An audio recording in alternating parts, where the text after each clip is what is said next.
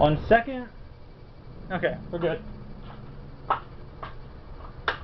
Hello there, ladies and gentlemen. My name is Alex. Welcome to the show. This is going to be episode 1 of what I hope to become an actual series. And if not, these are at least going to be posted on Tumblr as mere instructional videos. First off, yes, I do have a Tumblr. It's going to be down there at the bottom in the description.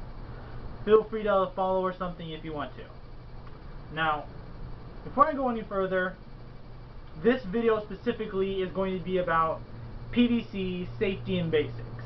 Now, when I say safety and basics, I mean I'm going to show you how to take this pipe and make a basic blade like this. Now keep in mind, this is one of my way earlier work, so I'm probably not going to be showing you this. But I am going to be teaching you the basics of PVC manipulation in this video. Now then, before we begin anything else, safety instructions.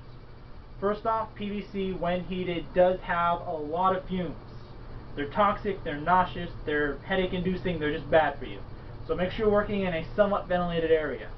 This area might not look that ventilated, but I've actually got 2 doors open in 2 different spots, creating a cross breeze which should blow everything out of my face. Second off, you should always be wearing, catch there. You should always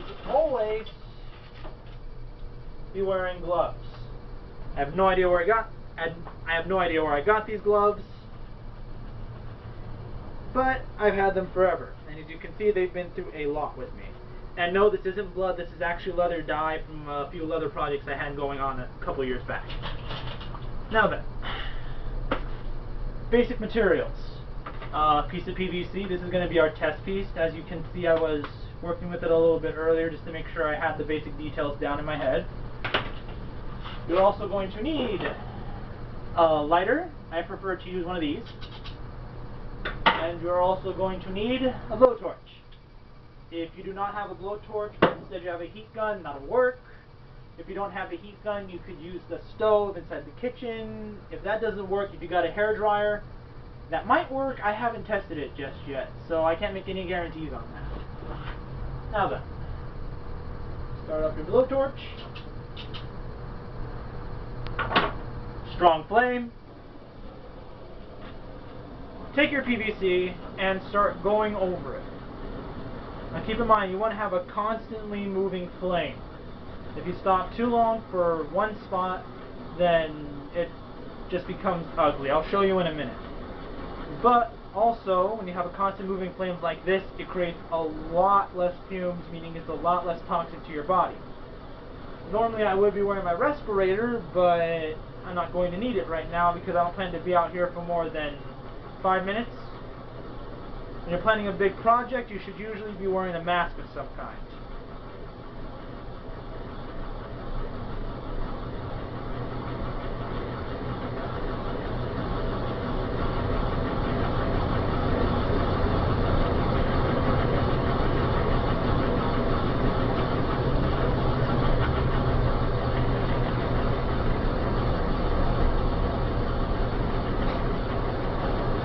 And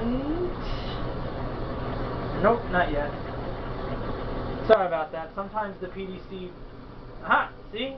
Look at that. Look how flimsy that is now. When the PVC, by the way, always turn off your heat when you're not using it. When your PVC is in this state, you can twist it, bend it, flatten it, whatever you feel like you need to do to get whatever shape you want. PVC, in my opinion, is one of the greatest materials to work with because A, it's cheap, B, it's basically easy to mold once you realize what the trick is, and C, my personal favorite, it is very con-friendly. Meaning that no matter how realistic you make it look, like you could have it look like the most realistic sword to ever exist, but at the same time, it'll still be con-friendly. It shouldn't be dangerous to anybody. I mean, you can make it dangerous if you try, but I never tried, so I'm not really sure how dangerous I personally can make it. Now, normally when you're heating up PVC, you're going to get yellowing. See those yellow spots right there? See that? That's normal. Yellowing is fine. Yellowing is actually encouraged. That'll tell you where you're holding this. That'll tell you where you're holding the heat on for too long. Maybe when you should start pulling the heat back just a little bit. Just a general idea about how strong your heat is at the moment. Second thing, if you hold the heat for too long in one spot, you get black spots. Now black spots tend to become rough and jagged and just plain ugly to look at.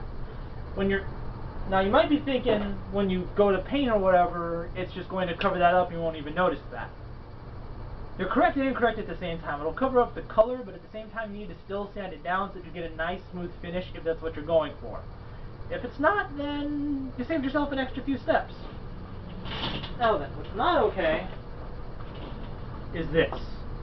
This is what happens when you hold the flame max setting, blue point right there in the very smack dab center. As you can see, it turns out very, very hideous. That's the basics of PVC manipulation. If you have any questions, leave me a comment or go to my Tumblr and feel free to follow me. Do or don't. Your choice.